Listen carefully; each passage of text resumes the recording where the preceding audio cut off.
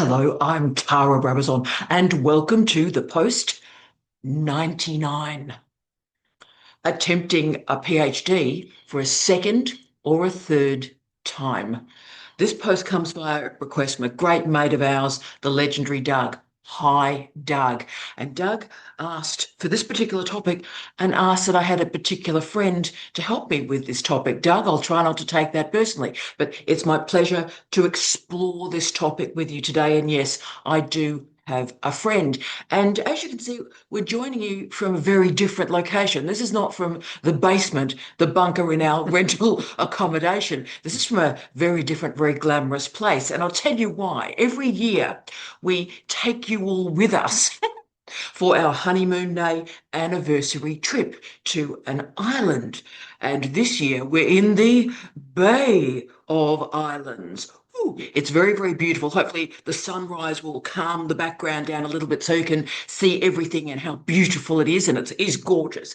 It's a place where Crowded House recorded an album at Katikati, and also the legendary Waitangi, as in the place where the Treaty of Waitangi was signed, is just down the road. So this is a really exciting place. And my guest, of course, is Professor Jamie Quinton, legend. Hello. He is a professor, he's a head of school at Massey University, and he has a new title this year. He's exploring food technology and fundamental sciences. So that's a fascinating school in and of itself. The fundamental sciences with the applied sciences. I think hashtag that's the future. But he's not only an outstanding experimental scientist, we all know that, but he also later on in his life, and he's still a very young man, but later on in his life, he completed a Master of Leadership in the social sciences. So he's got some very strong disciplinary coverage. We're both experienced supervisors, certainly. We both write on supervision, but also we've had to handle these cases where a colleague has had a first, a second, a third, and in a couple of cases, a fourth attempt at a PhD. So Doug wanted us to think about what support we can make available for our colleagues who entered a PhD program with high hopes and dreams and ambitions, and then it didn't work out for them. So what then happens next? And can I say the research literature that I explored that's in our reference list at the end of this post isn't hugely helpful on this topic. It's all about how to create a successful PhD and then a discussion about attrition, not the people that come back once more. And remember, attrition is the horror movie of doctoral education in some national systems. 50% of students that start a PhD do not finish it. Now, we pretend that's not true. In this vlog series and all the vlog series, we deal with reality. We deal with the truth. So what I thought we'd do today, using Jamie's expertise, is we'd get real here and we'd almost try and create perhaps a taxonomy, certainly a decision tree for us to think about how we create success the second and the third time around. Hello, Jamie Quinton. Hello. Hello. Lovely to see you. Lovely to see everyone. Again, once a year, we try and make sure Jamie's in the post at least once a year, and it's lovely if it's a beautiful, glamorous location, because he's beautiful and glamorous as well. But Jamie, let's start with the first question, if I can, and let's start with the personal stuff, okay? When someone leaves a doctoral program, it's a time of heightened emotions. There's often disgust and blame and fear and confusion. All the big emotions exist at the point that you leave. Also probably relief as well, but I think there's some embarrassment there too. So in these early stages, hours, days, weeks after leaving a program, what emotional and personal work do you think our colleagues should do? Yes, well, when if basically the way humans feel and think, I believe that if you're feeling disappointment or you're feeling shame or things haven't gone the way you anticipated or expected, then you need to process that, and you basically need to recalibrate Yeah. before going again. You need to start afresh, and to do that, you need to make sure that you let all those emotions happen and let them finish before you start again. Oh, look, I think that's strong. So, firstly, acknowledge the emotions. I'm laughing because I've got a failure book that's about to come out, and it's about using the emotions as a diagnostic to understand failure, and that's sort of what the book says. But what Jamie said is similar here. So, you've got to feel the big feelings. And perhaps journal your way through, think through them, and let them exhaust themselves, because making any decision in the more heightened emotional states, I think, will result in error. So I think that's a good point, Jamie. But let's go to the next one, which we've seen students do this successfully, but also fail perhaps more frequently. Do you think there are challenges in moving directly from one program, so you're out of the program, and then just moving universities and programs almost immediately? Are there strengths there? Are there challenges there? Well, the strengths are that you're used to thinking about things at a PhD level. Oh, huge.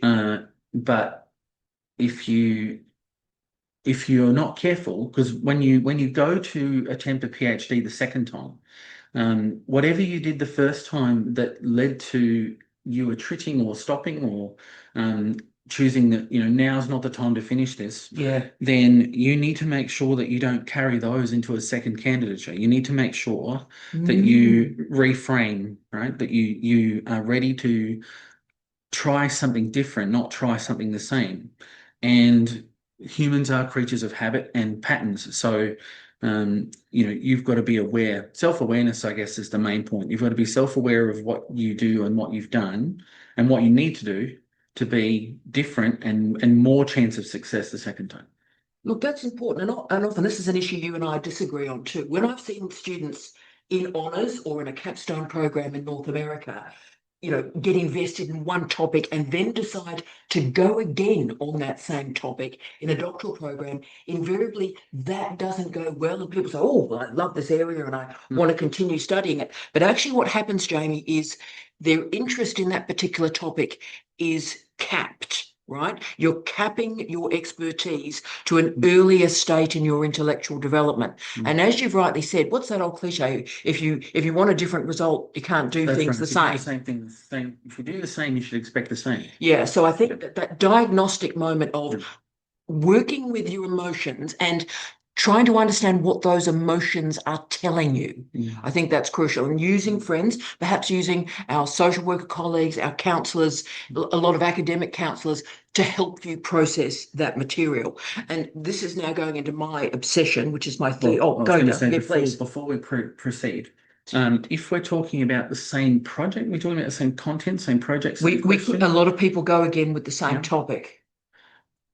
Well, I mean, most PhD students configure their project. They have their own question that they've created, Yeah, and so I can appreciate that. I'm not finished with this question. yeah. Um, but you do, again, you need to think about how you plan to approach the methodology. Um, there's multiple facets to that. There's the content, the knowledge-based approach and the structure of how you're going to pursue your investigations and continue down that line with that thesis. And you could ask the same question, but you also need to, I guess, organize how you approach it in your life and how you, as a scholar, approach it. You have to reconfigure that. Yeah, and also work out where the problems happened. And it might be a multi-phasic nightmare, but were you the problem? And of course, that's always hard to acknowledge. Were you the problem, or was the content a problem? Was the research question not appropriate to a doctoral level? So this is the sort of diagnostic work you've got to do. But my next question is, of course, trying to create those interventions and scaffolding to take you somewhere else. And of course, this is my obsession, talking about professional development. Now, I know what I would do, but what professional development interventions would you enact for students thinking about going again after an inverted commas attrition or failure? Okay, well, I'll start. What I'll start Mm. with, I think, is relevant whether you're going the first time, the second time, or the fifth time. Mm. Um, Really, the PhD is as much about your development, your self-development, as much as your knowledge development. Yeah. And the professional development side of it is the self-development. So the more Mm. self-aware you are of what you're good at and what you're not good at, what you might need to become better at, Yeah, yeah, yeah. and then putting structures and steps in place and finding programs, whether it's a LinkedIn short course or whether it's something larger, that will help you with your professional development, develop your skills and your capacity to do not just the project, but your vocational skill set, Yeah. to improve that. If you take that approach and you plan what you're going to do and when you're going to do it, and also in the same way that you're following the research, right? In a PhD, you don't want to have a fixed mindset. You don't want to have I'm going to do these 12 tasks and I'm finished. You actually want to follow the Yeah, research. it's not paint by The numbers. same thing happens Yeah. with your professional development. As you Yeah. become aware, and you like to say you don't know what you don't know, darling, but the when you're working your way through, if you find something that's challenging and you don't know how to do it, you're better off taking it on and getting the skills so that you understand it and you can do it rather than relying on others or an app or AI or anything else to do it for you. Yeah, it was that old Churchill line, wasn't it? When you're in the middle of hell, keep walking. But also, don't think you can get around hell. So get the information literacy, get the academic literacy. And it's part of that diagnostic. What went wrong and what skill set andragogically are you going to require for success next time? And all of this starts with emotional and intellectual honesty. And it's not that this is what I think and this is my vista, this is my future. Professional development changes you, changes your baseline so you can go again and forward with success. And these are the sorts of things that you should discuss with your supervisory team. Well, we are going to get. Okay. Did you? We must be married. We must be married because I was going. There's some supervisory questions here, and again, we're gonna get real and we're going to get a little bit dirty here. And I did want to talk about supervisors, advisors, students, and blame. There are thousands, hundreds of thousands, perhaps millions of blogs and posts where students throw their former supervisor under the bus. Plenty of that, plenty of that. Now, we all know there are some dreadful supervisors, advisors out there. We all know that. But also, the reasons that failure occur is rarely on one person, on one human. So I ask that students think a little bit about that before they displace blame. Displacing blame doesn't move you forward. So, why is it important, therefore, that our students review somewhat dispassionately Mhm. their supervisor, the relationship with their supervisor, and what went right and wrong, rather than just a blame narrative? Yes, I don't think blame leads anywhere good, to be I honest. don't either. Um, No. and your supervisor will tell you this is your PhD. They'll tell you it repeatedly. And um, when you go to the point of blame, you're actually saying that someone or something else is responsible. And if you think to the goal, the objective at the end, which is to complete the PhD, Mm. it has to be your PhD. You have to walk across the stage when you get your testimony and shake the chancellor's hand, or whatever that ceremony might involve. Yep. Swords. Yeah, swords and top hats. Yeah. If you're Scandinavian, uh, then you need to be able to. The endpoint looks the same, and you have to get there yourself, right? Mm. The supervisory team. I don't like the word supervisor. I always tell my students that it's an advisory role, not a supervisory role, Which is the North American language, in the yeah. sense of, you're the person at the end of it who is the world expert in your field of expertise. Yeah, yeah, yeah.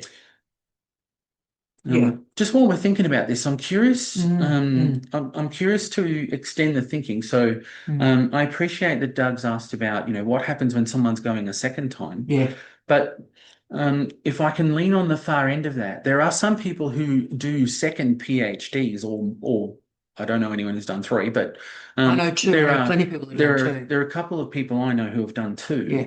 and um, the people who do a second PhD, I can't imagine they had approached the second one the same way they approached the first one, and I think that's part of having the experience of having a PhD. So you have an idea of what it looks like and what the end might look like, but also you're more adept at what's required. So you know how to plan the investigation, you know how to be more efficient and effective with how you go about it. Yeah. And that's fine, right?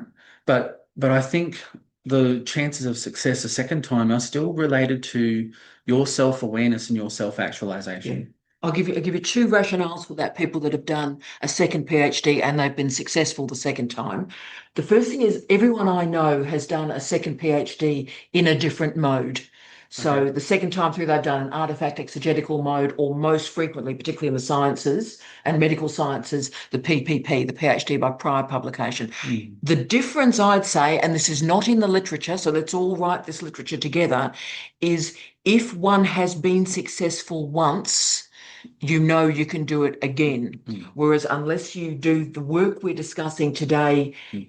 diagnosing the failure and calling it a Mm. failure and being cool with that, then you will replicate it again. Whereas if you replicate a previous doctoral experience that you were successful, that's a good thing because you know how to succeed. Can I then therefore combine the last 2 questions and say then that your job, your role as a student, and again, it doesn't matter if you're a first-time student or a second-time student, your role is to build your confidence so that you know that you can complete the program. That's And right. if you take that approach and you build your skills, you know that a PhD is an adventure. It's an exercise in, discovery. So you don't have to know all the answers. You don't have to have a plan that's going to be, I'm going to stick to that plan and that plan's it. Yeah. But the more you embrace the opportunities to learn and grow, Yeah. and then take steps to make the most of those, the more chance you have of success. I agree with all of that. That's absolutely brilliant. So let's now move to the new iteration. Mhm. And the next question is, and this is a toughie. I know what I think. I think I know what you think, but other colleagues may differ. So please, in the comments, you tell us what your feeling is on this. Now, how would you approach the new university and the new supervisor? Would you tell them about the past experiences or would you mask it? Well, I think if you're going to, I mean, the more transparent and open you are with your supervisor, the better equipped they are to help you. Yeah. Every student is different. Any supervisor who tells you that, oh, I know how to supervise students, they're all the same, is trying to sell you something, Yeah, they are. right? Every student is unique and every student has their own strengths and capacities and abilities and limitations. And the supervisor's role is to nurture the student through the process, right? Nurture and guide, not tell them what to do and micromanage them through the project or otherwise. So I think you want to be transparent. I think you want to, your new supervisor will want to know, what are you doing differently? And so if you can articulate that, and that articulation comes from a self-reflection process, this is what happened, this is what I think went wrong, this is what I'm going to do differently. This is the work I've done to manage those That's right. previous issues and articulate it. Yeah. Yeah. And the other thing too is the second part of that is about a new university. It won't be the same. So you need to do your scoping exercise like you do when you're looking for a PhD the first time. You need to be aware of what resources exist and what facilities exist and what support structures exist. Yeah. You need to be aware of what, if you're tackling a new project, you need to do the assessment of what does that involve? What's needed? What am I going to have access to? What do I need to find access to? All of those questions that you have in any situation. And if you finish a PhD and you go off and do some more research for industry or a postdoc, it's still the same. You still need to have an idea of what's available to you and what you need to have access to. I think that's brilliant. And don't assume that you know either. Know what you don't know and don't go, oh, look, well, I've done this before. You've always got to remember when it's the second time through, you've done it before. and it didn't work.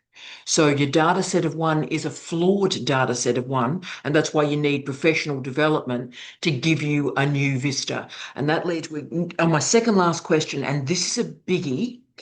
We've already mentioned it a bit, talking about previous topics and whether you bring the previous topic to the new enrolment. Now, that has great strengths and great weaknesses, but what are the challenges when you do that? And we may have a little bit of a conversation about authorship matters in a sec. Well, the main question is your PhD, you have to demonstrate a significant original contribution to knowledge. And so the question is the work that you've done already, does it still contribute a significant original contribution to knowledge? Because socks change, yeah. Yeah. And fields evolve. So, I'm not saying somebody will do exactly what you did, but the impact of what research you've already done may shift. Yeah. Now, for people like Brian May, who put down his PhD in 1969 or 1972, It became a rock. and became that's right. He put down his PhD and he picked it up again in the mid 2000s, and no one had done any work on that type of stellar object that he spent his time studying. At Imperial, wasn't it? Was that Imperial? Was he at Imperial? No, I don't think so. I don't think that's Freddie. I'll check. Okay. Yep. Okay. Anyway, his thesis topic was still contemporary. So measuring the contemporariness of the material is the thing that you need to do, and ideally with your supervisors. But that's the thing I think that makes the biggest influence on the answer to that question, same topic or different topic. Yeah. The other thing too is when you're going for a second time, you actually have the opportunity to reinvent the whole thing if that's something that appeals to you. So you might find a better topic. You might find something more fascinating, more interesting. Yeah, whatever it is, you have to be interested in getting out of bed first thing in the morning and deciding that I'm going to go in, or I'm going to sit and I'm going to do this work. Because as you know, it's a marathon, right? Yeah. If it was easy and if it was a sprint, you wouldn't be doing it a second time. Yeah. And also I'll just do the line of ways, only 1% of the world's population has a PhD. Yeah. If it was easy, more than 1% would have one. Yeah. But should I do the terrible bit of this story that's just a warning from a former dean, is when one is at one university and does some work for 3 months, 6 months or a year, and then moves to another university and another supervisor on the same topic or thereabouts, authorship matters have to be negotiated.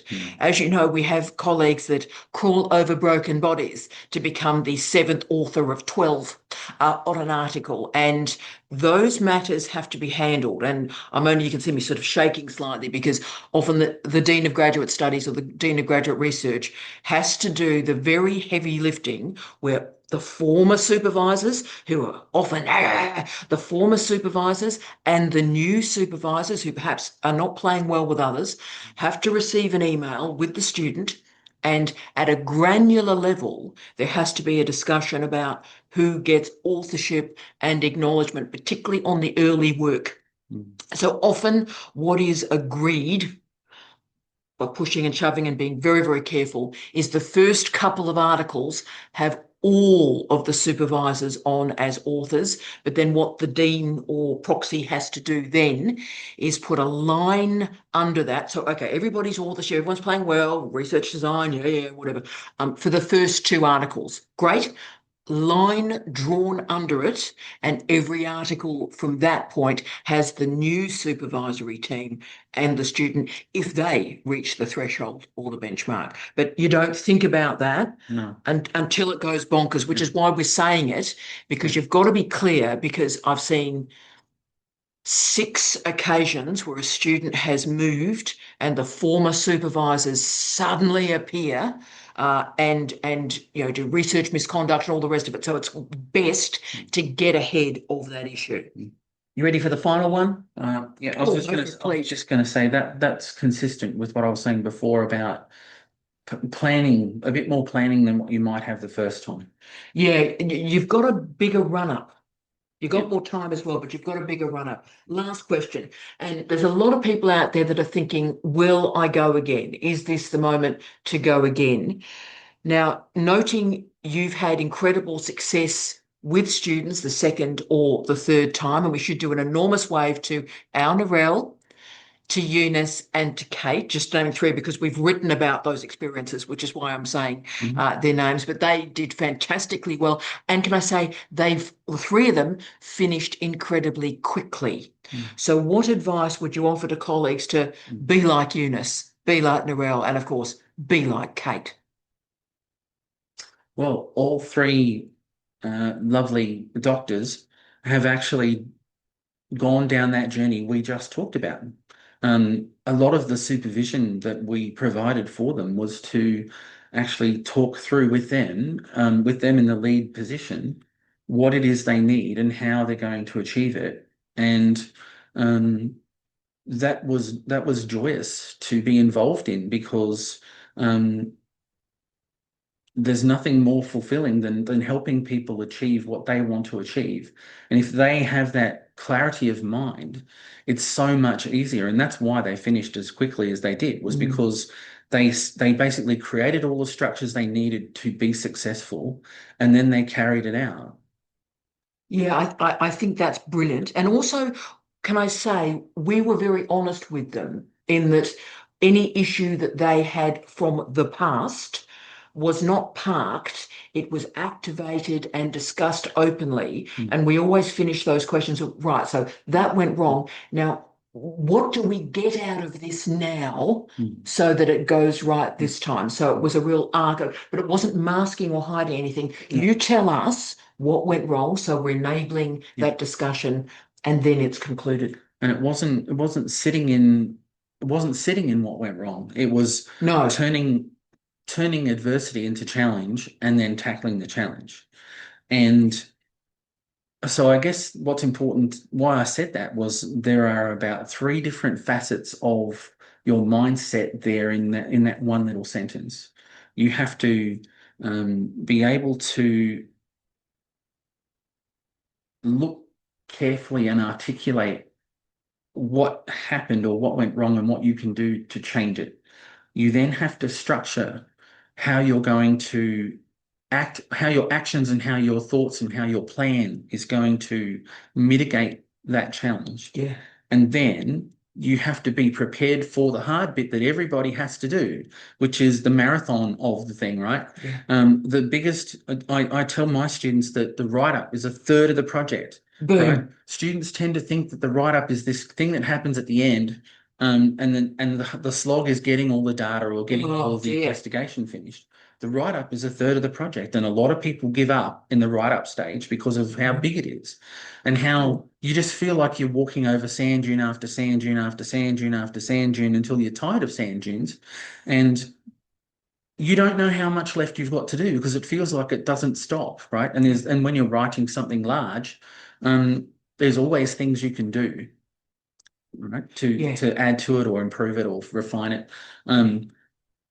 But you have to have that clarity of mind that I'm going to see this through. Yeah. And I should also say, by the way, since we mentioned Narelle, Eunice, and Kate, all three of them, it was a journey that they didn't take on their own, and they took it with their supervisors, but they also took it with their families and their support structures, and they managed all of that as well.